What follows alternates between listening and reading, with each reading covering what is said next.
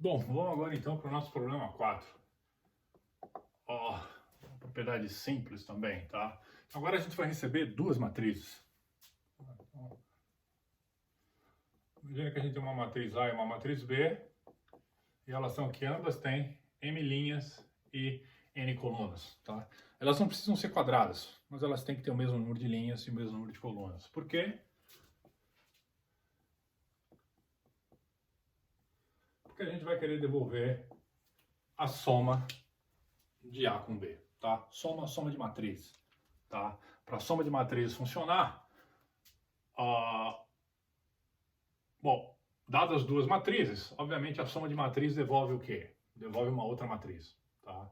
Então se eu disser que C é igual a A mais B, tá? Então se A é uma matriz e B é uma matriz, C também vai ser uma matriz, tá? E obviamente só do jeito que a soma é definida, só faz sentido somar elementos que tenham dimensões compatíveis, tá? No caso da soma, o número de linhas de A tem que ser o mesmo número de linhas em B e o número de colunas em A tem que ser o mesmo número de colunas em B, tá? E C vai ser uma matriz com o mesmo número de linhas de A e B e mesmo número de colunas de A e B, tá? Então devolva que isso aqui é igual ao C, e o C também vai ser uma matriz M por N, tá? Como é que é definida a soma de uma matriz? Quem lembra? A gente pegar lá a entrada I, coluna J de C, é exatamente igual à entrada I, coluna J de A, mais a entrada I, coluna J de B. Ou seja, a soma é uma operação de matriz que a gente chama de entry-wise, né? Ou seja, coordenada, posição a posição. Tá? Você soma uma posição com a posição correspondente e a posição não muda. Tá? Elas ficam lá. Tá? Então, obviamente, dá para ver que a gente tem que varrer a matriz inteira para devolver essa soma. Bom, um detalhe aqui agora interessante, dois na verdade. Tá? Primeiro, você pode checar se A e B têm tamanhos compatíveis. Tá? Você pode botar lá um if no seu código para verificar isso. Se não for compatíveis, você dá um erro, uma mensagem de erro, aborta o programa ou lança uma exceção para ser catado em outro lugar. Tá? Você pode fazer como a gente vai fazer aqui. Você pode assumir que esse teste de compatibilidade já foi testado, já foi feito em outro lugar. Então a nossa função aqui só vai realmente fazer a soma. Tá? Ou o máximo que a gente pode fazer é botar uma assertiva aqui dentro para simplesmente ter certeza de que, olha, que as coisas não chegaram erradas. Tá? Se chegou errado, aborta o programa.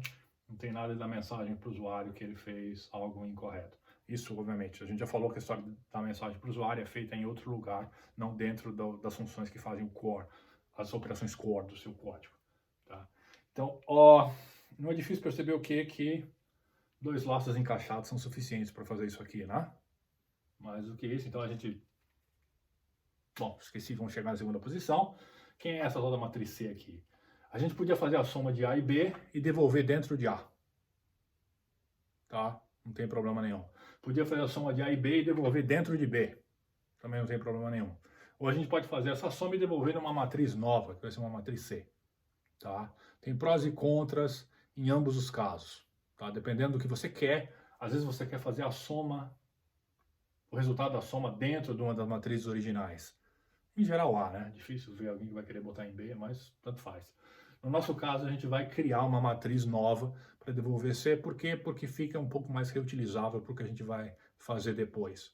Mas, de novo, dependendo da situação que você está, é interessante você fazer uma ou outra, tá? Só você vai ter que julgar isso. Então, no nosso caso, a gente vai criar uma matriz nova, uma matriz C. E por quê? Porque também a gente aprendeu a criar matriz agora, no vídeo anterior. Então, a gente quer praticar isso. Então, função, né, sei lá, vamos chamar aqui de matrix sum. Tá, por enquanto. Então, a gente recebe lá um A, uma matriz de floats, recebe um B, que é uma matriz de floats, e a gente quer devolver uma matriz de float. Tá. Bom, como é que a gente faz isso? A gente supondo que o A, de novo, já, supondo que o A e o B têm a mesma quantidade de linhas, a mesma quantidade de colunas, tá? Então, se a gente quisesse simplesmente ter a certeza disso durante a parte de desenvolvimento, né? Depois a gente consegue eliminar isso em produção, seria a parte de debug. A gente podia chegar aqui e colocar lá a diretiva certa, né? A gente quer que o len de A seja igual ao len de B e o len de A0 seja igual ao len de B0. Tá? Então lembra que isso aqui vai fazer outro teste, se der errado, aborta o programa. Tá? O assert está lá enquanto a gente não põe lá a execução com uma diretiva de no debugging. Tá? De no debugging, isso aqui é uma macro, ele some. Então, isso não é um if. Tá? Lembra lá, você já deve ter verificado na página, isso aqui apareceu na outra aula. Tá? Então, você pode botar isso no programa. Para não poluir aqui a nossa luz, eu vou tirar isso aqui daqui, para a gente focar só no core do código. Tá? Bom, o que a gente quer fazer? Vai ter que construir uma matriz C. Inicialmente uma matriz cheia de zeros, e depois vai ter que pegar um elemento do A e J, somar com B e J e colocar lá na posição correta do C. Bom, um for dentro do outro resolve, desde que a gente já tenha a matriz C criada. Não é difícil perceber o quê? Que a gente pode criar a matriz C ao mesmo tempo que a gente vai fazendo a soma. Tá? Então, a gente simplesmente pode declarar um return. O quê? A gente vai devolver uma matriz. Que matriz é essa? Ah, vai vir alguma coisa aqui. Que coisa é essa? Bom, eu quero o resultado do AI AJ mais o BI BJ. Tá? E isso o quê? Isso, para cada coluna J, em o quê? Em um range, por exemplo, range A. A gente está supondo que elas tenham o mesmo tamanho. Range A de 0, né? Isso aqui é a coluna.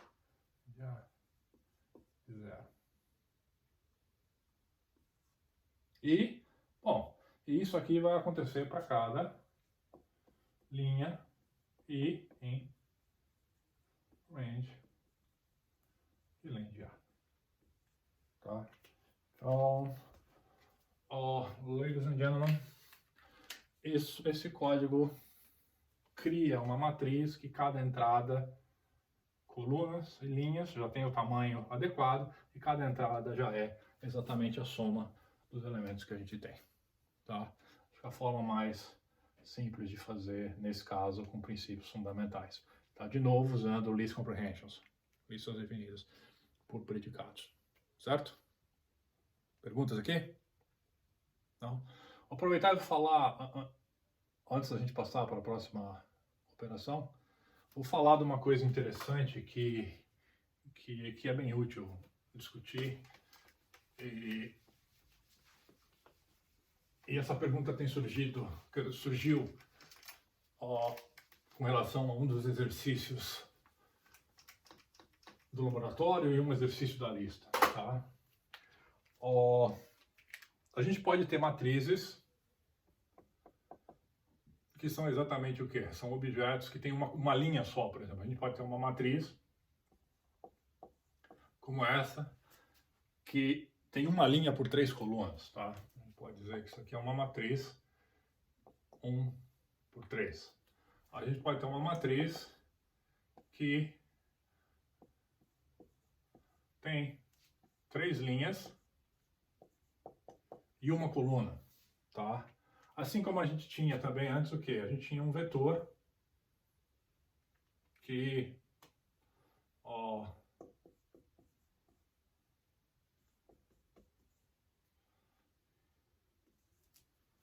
3 elementos, tá? Qual a diferença de matriz e de vetor? Porque matrizes são objetos bidimensionais, o vetor é um objeto unidimensional, tá?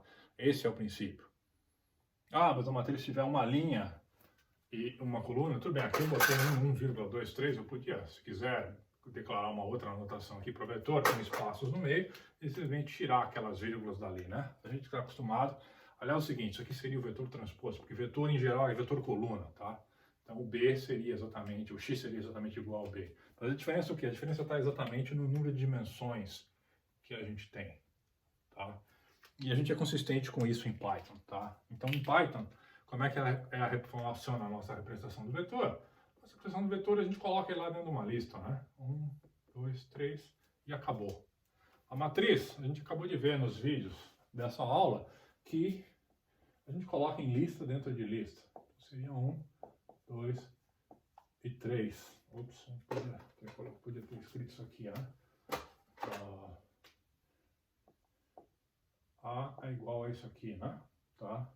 E aqui no caso do B, da matriz coluna, né? O B seria o quê? O B seria uma lista, ou seja, uma matriz. Quais são os elementos da primeira linha? Só um. Elementos da segunda linha, só o 2. Elementos da terceira linha, só o 3. Tá? Olhando para a representação em Python, não é difícil perceber o quê? Que isso é diferente disso, que é diferente disso, né? Tá?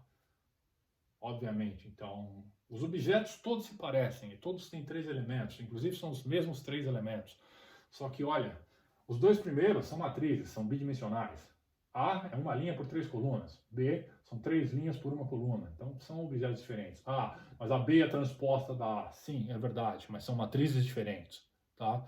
E o vetor é um objeto de uma dimensão.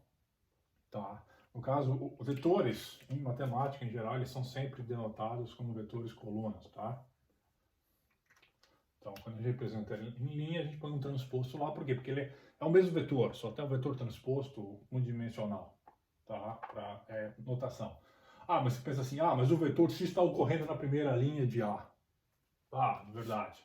Tá? Esse vetor aqui como coluna, tá? Se esse aqui fosse o vetor X transposto, né? Tá, o vetor X original é esse aqui, tá? Ele também pertence a R3. Tá? Então, mas esse vetor X está lá dentro da linha. Exatamente, ele está dentro, tá? Embedded. Tá? Ele não é. Tá? Cada linha de uma matriz pode ser encarada como um vetor. Cada coluna de uma matriz pode ser encarada como um vetor. Tá? Mas a matriz não é um vetor, e vice-versa. Tá? Isso é interessante. E isso fica explícito na representação em Python que a gente usa. Tá? Para essa aqui, ou em vetores, se ele é o transposto ou original, a gente representa sempre do mesmo jeito. Tá? Não tem diferença. No caso de matrizes, já não. Tá? Então, levando isso em consideração, prestando atenção nisso e observando a representação direitinho, a gente não comete erros e o código funciona do jeito que a gente espera. Legal?